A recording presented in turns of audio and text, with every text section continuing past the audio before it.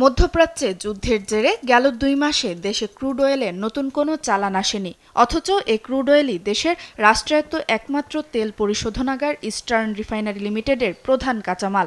কাঁচামাল না থাকায় ১২ এপ্রিল মূল প্ল্যান্টে উৎপাদন বন্ধ হয়ে যায়।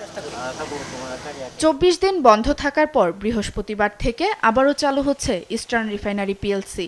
সৌদি আরবের ইয়ানবু বন্দর থেকে ১ লাখ টন অপরিশোধিত তেল নিয়ে এমটি নিনেমিয়া মঙ্গলবার দেশের জলসীমায় পৌঁছেছে। জাহাজটি বুধবার চট্টগ্রাম বন্দরের কুতুবদিয়া চ্যানেলে পৌঁছাবে।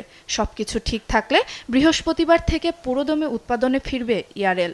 ইস্টার্ন রিফাইনারি সাম্প্রতিককালে যে বন্ধ হওয়ার খবরটা শুনেছি, অ্যাকচুয়ালি পুরোপুরি বন্ধ হয় নাই।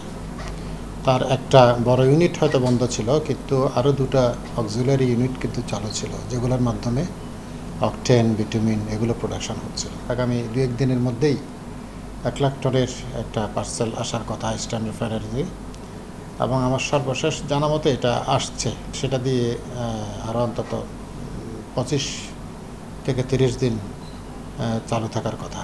বাংলাদেশ পেট্রোলিয়াম কর্পোরেশন জানিয়েছে, সাধারণত সৌদি আরব ও সংযুক্ত আরব আমিরাত থেকে বছরে প্রায় ১৫ লাখ টন ক্রুড অয়েল আমদানি করা হয়। চাহিদা অনুযায়ী সরবরাহ অব্যাহত রাখতে ইতোমধ্যে নতুন চালানের প্রস্তুতিও নেওয়া হয়েছে। সিঙ্গাপুর এবং মালয়েশিয়া এখান থেকে একটা নতুন আমাদের ইম্পোর্টের জায়গা এক্সপ্লোর হয়েছে সংকটের সময়। অ্যাকচুয়ালি আগেও ছিল এটা, যেহেতু হরমুজ প্রণালী বন্ধ ছিল তখন এই দিকটার উপর বেশি নির্ভরশীলতা হয়েছিল। তো এখনও সেটা কিছুটা আছে, যদি হরমুজ প্রণালীতে কিছুটা আস্তে আস্তে শান্ত হচ্ছে। তো আশা করি সেদিক থেকেও যখন আসবে আবার আমরা আগের পরিস্থিতিতে ফিরে যাব। চলতি মাসে আরও ১ লাখ টন ক্রুড অয়েল দেশে পৌঁছানোর কথা রয়েছে। ক্রুড অয়েল সরবরাহ স্বাভাবিক হলে দেশের জ্বালানি পরিস্থিতি আরও স্থিতিশীল থাকবে বলে আশা করছেন সংশ্লিষ্টরা। সুপ্রিয়া তৃষা, নিউজ ডেস্ক, দেশ টিভি।